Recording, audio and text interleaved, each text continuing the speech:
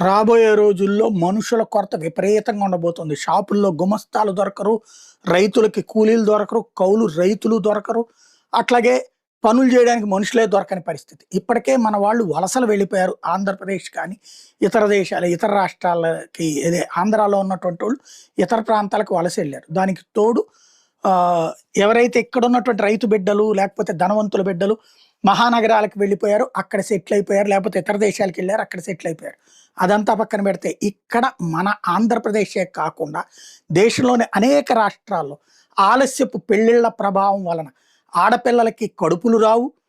లే అదే మగపిల్లలకి కడుపు చేయగలిగినటువంటి శక్తి లేదు. పచ్చి నాటు భాషలో చెప్పాలంటే. అంటే వీళ్ళకి ఫెర్టిలైజేషన్ అన్నది పోతోంది. వాళ్ళకి గుడ్ ఎగ్ రిలీజ్ అన్నటువంటిది పోతోంది. Late marriages impact.